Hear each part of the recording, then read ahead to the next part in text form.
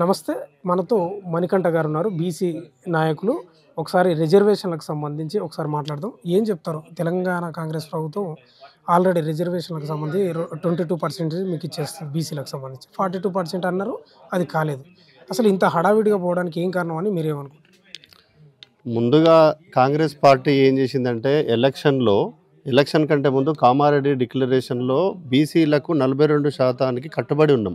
అంటే local body ఎలక్షన్లో మేము ఖచ్చితంగా వాళ్లకు మేము ఇచ్చిన తర్వాతనే ఎలక్షన్లకు వద్దామని చెప్పిన రేవంత్ రెడ్డి దాదాపు 2014 ఫిబ్రవరి 1కి ఆ లోకల్ బాడీ ఎలక్షన్లు కంప్లీట్ అయిన తర్వాత ఈ రోజు వరకు కూడా వాళ్ళు చిత్తశుద్ధితోటి పనిచేయట్లేదని చెప్పేసి మరొకసారి రుజువైంది. ఎందుకంటే కోర్టులో ఇప్పుడు ఇంకా కేసు పెండింగ్ ఉంది. కానీ ఆ కోర్టులో ఇంకా ఏది కూడా ఇవ్వకముందే ఆయన నోటిఫికేషన్ ఇచ్చిండు. అంటే ఏమని ఇచ్చిండు? మేము పాత రిజర్వేషన్ ప్రకారంగా పోతాము, 50% సీలింగ్ని మేము దాటలేము అనే ఉద్దేశంతో పోతున్నాము. దాని తర్వాత జీవో నెంబర్ 9 ప్రకారంగా ఎలక్షన్ నోటిఫికేషన్ వచ్చిండు పోయిన నెలలో. దాన్ని ఏం చేసిండ్రు? కోర్టులో వేయడం ద్వారా మళ్ళీ రద్దు చేసిండు. దాని తర్వాత ఇప్పుడు ఒక జీవో నెంబర్ 46 తీసుకొచ్చిండు. అంటే బీసీల ఓట్లతోటి మీరు బీసీల కోసమే మేము పనిచేస్తున్నాము, రాజ్యాధికారము బీసీలకు కట్టుబడి మేము ఉన్నామని చెప్పేసి చెప్పిన రేవంత్ రెడ్డి ఈరోజు ముఖ్యమంత్రి అయిన తర్వాత బీసీలకు ఏం చేసినావు? ఒక బీసీ మహిళలకు ఏం చేసినావు? బీసీ విద్యార్థులకు ఏం చేసినావు? బీసీ నిరుద్యోగులకు ఏం చేసినావు? ఈరోజు చూసుకుంటే యూనివర్సిటీ స్థాయిలో ఉన్న తెలంగాణ జిల్లాలో ఈరోజు అగమ్య గోచరంగా ఉన్నాయి. అసలు బీసీ విద్యార్థులకు స్టైఫండ్ ఇవ్వట్లేదు. తర్వాత హాస్టల్స్ చూస్తే శానిటేషన్ ఇబ్బంది, స్టడీ పరంగా ఇబ్బంది. దాని తర్వాత ఏ రకంగా చూసుకున్నా కానీ బీసీలకు అడుగడుగున చదువుకోవద్దని ఒక కుట్ర, ఉపాధి అవకాశాలు రావద్దని కుట్ర. స్థానిక సంస్థలలో మా వాళ్ళు దాదాపుగా ఎంతోమంది 15-20 సంవత్సరాల నుంచి ఎలక్షన్లో పోటీ చేద్దామని చెప్పేసి అహర్నిశలు కష్టపడితే వాళ్ళు మా రిజర్వేషన్లు కాళ్ళ రాస్తూ వాళ్ళు జనరల్ సీట్లు ఇచ్చినప్పుడు మేము ఎలా నిలబడతాం? ఏ విధంగా మేము ముందుకు వెళ్ళగలుగుతాం? రాజ్యాధికారం ఏ విధంగా వస్తుంది? అంటే మా హక్కుల్ని మీరు ఇస్తామని చెప్తున్నారు, మా హక్కుల్ని మీరు కాలరాస్తున్నారు. అంటే బీసీల హక్కుల్ని 100% కాపాడే ప్రయత్నం చేసినాం, మేము చేయని ప్రయత్నం లేదు, విశ్వ ప్రయత్నం చేసినాం, అది బీజేపీ చేతిలో ఉంది, వాళ్ళు కూడా ఎంపీలు ఎమ్మెల్యేలు ఎవ్వరు పట్టించుకోవట్లేరు అని వాళ్ళు చెప్తున్నారు కదా. ఇప్పుడు తమిళనాడులో జయలలిత గారు కూడా ఇదే విధంగా చేయలేదు. అంటే కేంద్రం మీద నెట్టే ప్రయత్నం చేయలేదు. ఆమె ఏం చేసిందంటే అఖిల పక్షాన్ని తీసుకెళ్ళి ఢిల్లీలో పార్లమెంటును స్తంభింపజేసింది. పక్క రాష్ట్రాల్లో ఉన్న మంత్రులను కానీ ముఖ్యమంత్రులను కానీ వేరే దేశంలో ఉన్న బీసీలో కట్టుబడి ఉన్న రాష్ట్రాల మంత్రులని కానీ రాజకీయ నాయకులని ఆమె ఒక మొబిలైజేషన్ చేసి ఢిల్లీ పార్లమెంట్ స్తంభింపజేసి ఢిల్లీ పెద్దలతోటి చర్చలు చేసిన తర్వాత పార్లమెంట్లో బిల్లు పెట్టి ఇవ్వగలిగింది.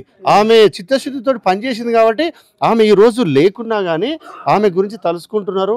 ఆమె ఇచ్చిన రిజర్వేషన్ల ప్రకారం ఈరోజు అక్కడ ఒక ముఖ్యమంత్రి కాగలుగుతున్నాడు, ఒక నాయి బ్రాహ్మణుడు ఒక ఎమ్మెల్యే కాగలుగుతున్నాడు, ఒక పూసల వ్యక్తి ఒక జెడ్పీ చైర్మన్ కాగలుగుతున్నాడు. స్థానిక సంస్థల నుంచి చట్టసభలలో వరకు కూడా మన బీసీలకు తరతరాలుగా ఎన్నో అన్యాయాలు చేస్తున్నారు.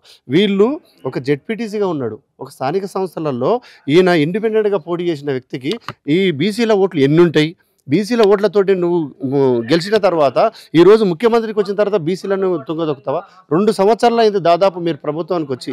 ఈ రోజు వరకు కూడా మీరు మాకు తడి బట్టతోటి గొంతు కోసిరు. మీరు ఈరోజు ఏం చేసిరు? మీరు ఒక మహిళలకు 2500 రూపాయలు ఇస్తున్నారు, నిరుద్యోగ భృతి ఇస్తున్నారు. ఈ రోజు వరకు ఒక నోటిఫికేషన్ వేసిరా మీరు? నిరుద్యోగులు ఈరోజు కాలుకు బలపం కట్టుకొని రోడ్ల మీద నిరాహార దీక్షలు చేసుకుంటూ ఎంతోమంది ఊర్ల నుంచి వచ్చి కటిక పేదరికంలో ఉండి రూములలో కిరాయిలు కట్టలేక ఏజ్ బార్ అయిపోతున్నా కానీ మీరు 2 సంవత్సరాల ప్రభుత్వం తీసుకొచ్చిన తర్వాత నిరుద్యోగుల ఓట్లతోటి, విద్యార్థుల ఓట్లతోటి, ఉద్యోగుల ఓట్లతోటి ఈరోజు బీసీల 60% ఉన్న ఓట్లతోటి మీరు వచ్చి ఇలా కాలయాపన చేస్తున్నారు. కాబట్టి మీరు ఈ జీవోని తక్షణమే వెనక్కి తీసుకోవాలా. 100% బీసీలు దీనికి ఎవరు సుముఖంగా లేరు. కాబట్టి మీరు దీన్ని ఆపకుండా, నిలుపుదల చేయకుండా, రిజర్వేషన్లు 42 ప్రకారంగా వెళ్లకుండా, చట్టసభలలో మీరు ఇది రాజ్యాంగబద్ధంగా మాకు హక్కులు కల్పించకుండా పాత పద్ధతి ప్రకారంగానే పోతే కాంగ్రెస్ ప్రభుత్వాన్ని, కాంగ్రెస్ మంత్రులని, కాంగ్రెస్ ఎమ్మెల్యేలని ఖబర్దారని హెచ్చరిస్తున్నాం. ఎందుకంటే తెలంగాణ ఉద్యమంలో మేము క్రియాశీలకంగా పనిచేసినాం. ఎందుకంటే రాజకీయంగా ఎప్పుడైతే విస్ఫోటనం చెందుతుందో, రాజకీయంగా ఎప్పుడైతే సమస్యలు వీళ్ళు రాజకీయంగా తీసుకెళ్తారో, రాజకీయ నాయకులు మన బీసీ నాయకులే రాజకీయంగా వాళ్ళ మీద పోరాటం చేస్తారో అప్పుడే మనకు 42% రిజర్వేషన్లు వస్తాయి. కాబట్టి తక్షణమే ఈ జీవో 46ని వాళ్ళు రద్దు చేసి కోర్టుకు ఇచ్చిన గైడ్లైన్స్ ప్రకారంగా ఆలోచించి తర్వాత కానీ 3,000 కోట్ల గురించి మీరు ఆలోచిస్తారు. ఇవాళ దాదాపు 1,00,000 కోట్లు మాకు బడ్జెట్లో కేటాయిస్తామని చెప్పి 11,000 కోట్లు కేటాయించారు. అంటే దాదాపుగా 60% ఉన్న మా జనాభాకు 11,000 కోట్లు ఎక్కడ సరిపోతాయి? ఈరోజు మహిళలకు ఫ్రీ బస్ ఇచ్చారు.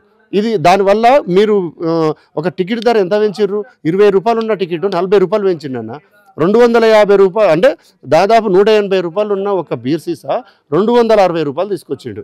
అంటే ఒక వైన్ మీద, ఒక స్టాండ్ మీద, తర్వాత ఒక ఆర్టీసీ టికెట్ మీద, అంటే మనం కట్టే ట్యాక్స్ మీదనే ఆయన రేట్లు పెంచేసి మా బీసీలను కాలరాస్తుండు. కాబట్టి అంటే ప్రధానంగా ఏం చెప్పదలుచుకున్నారు? చివరిగా కాంగ్రెస్ ప్రభుత్వం ఆల్రెడీ రిజర్వేషన్లు కూడా ఖరారు చేసిపోయింది. అవును, ఇక వాళ్ళు దూకుడుగా ముందుకు వెళ్తున్నారు. మరి ఏం చెప్తారు చివరిగా ఒక మాట?